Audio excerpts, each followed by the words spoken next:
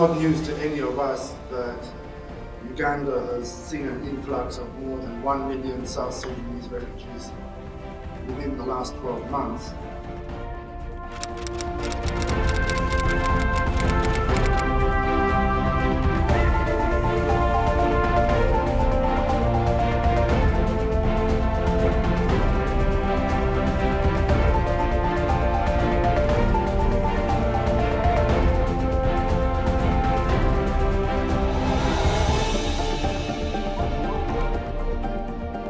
Notwithstanding the progress in aiding the refugees, gaps still exist in service provision.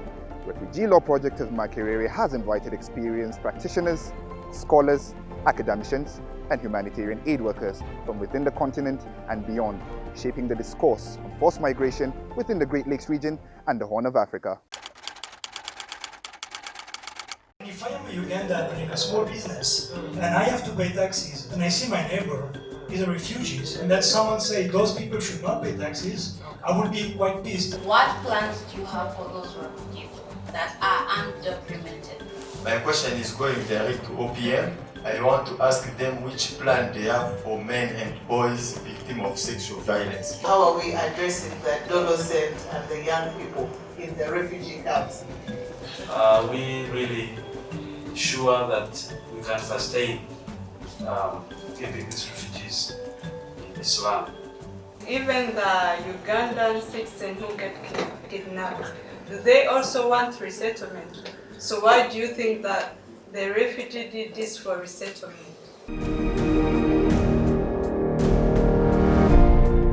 In the future, refugees will be produced not from conflict but from climate change. It's estimated that by 2050 we shall have between 150 million to 200 million people displaced as a result of climate change. My frustration is we are all aware of these things, but we are doing nothing. Or if we are doing anything, it's not impacting. We cannot reverse the current trends.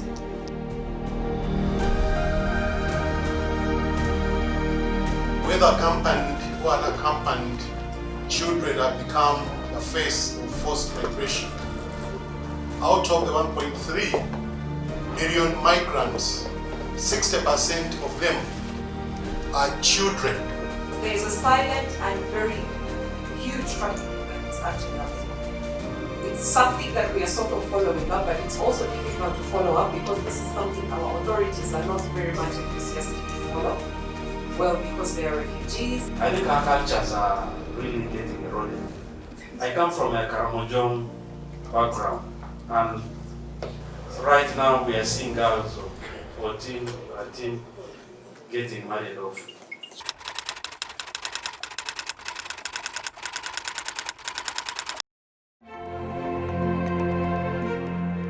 No one chooses to be a refugee. Circumstances force you to be a refugee. And given the opportunity, everyone would want to live and grow in their own country. At times we hear people saying, but people should go back to their country. Why are they here? We're also struggling in Uganda. But no one chooses to be in Uganda. Uganda is one country that also suffered conflict and were given protection in neighboring countries. But imagine if you were seated here, I'm a lawyer, and war broke out, and I found myself in Kampala, in Kenya. What would I do? Would I still be practicing the legal profession? I don't know. I don't know.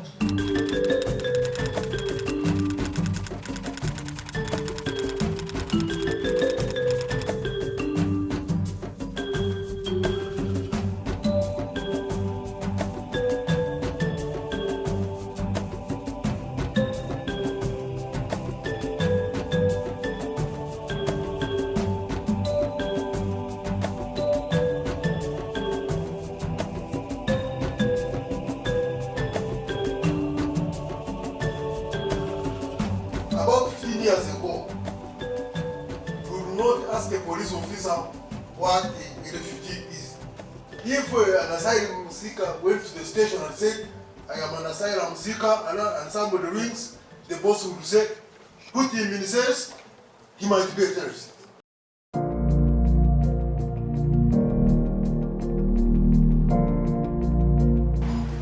During nilionaka mu 1994 wa refugee walikuja Kongo na wanatoka Rwanda, lakini niliona maisha yao ilikuwa mbaya. Nikakuwa nalia Mungu anisaidie nifikie ile ndoto nisaidie kwa refugee. Lakini sikukuwa najua kama na mimi nitakuwa refugee. Nous avons fui notre pays à cause de la guerre. Hier, on était des citoyens d'un pays. Aujourd'hui, nous avons changé directement. Nous sommes devenus des réfugiés dans le pays d'Asie. Nous nous sommes organisés pour prendre en charge nous-mêmes, comme subissants de torture, et nous soigner nous-mêmes d'abord.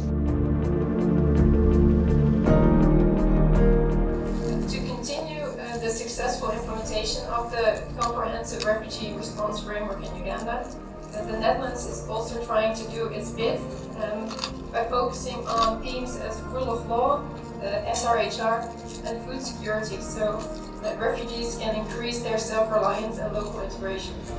As government, we have engaged our regional blocs, the East African community. There is also an ongoing consultation about this African Refugee Act. We have been in high gear with IGAD on a number of activities, and so we relate with the regional blocs very well.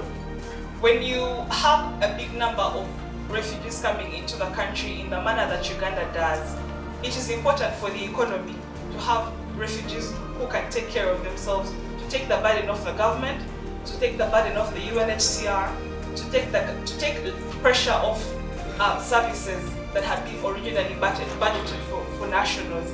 And so in this spirit, we felt that we should provide land to allow these people grow crops, not only for subsistence farming, but that they can sell or exchange in some sort of barter trade in the settlements so that they can survive.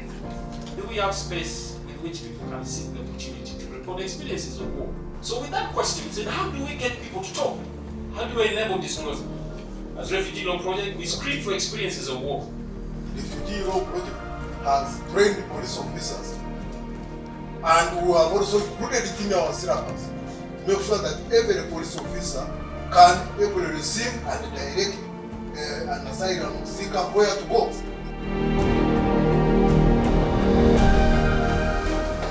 If you're a government and you have areas of the country where 50% of the population are refugees, or even 25%, or even 10%, you have to ask yourself, in this state, what does that mean for us as a government? And the answers to those questions, of course, are going to shape what kind of refugee futures that people have. We've been receiving refugees for so many years. What happens? The more these refugees come, the less we are able to cater for them in the gazetted settlement areas.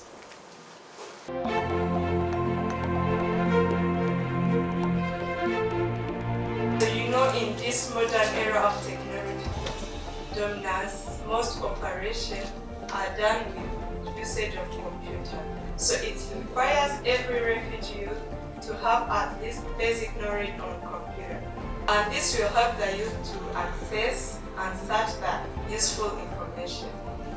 As a refugee living with disability, we are able also to do as someone who are not disabled. And there, I indirectly to tell you, support us financially. Now is the time for forced migrants to be involved in conversations around transitional justice. All of us who intervene with forced migrants and their hosts, it's time we begin thinking about mental health the same way.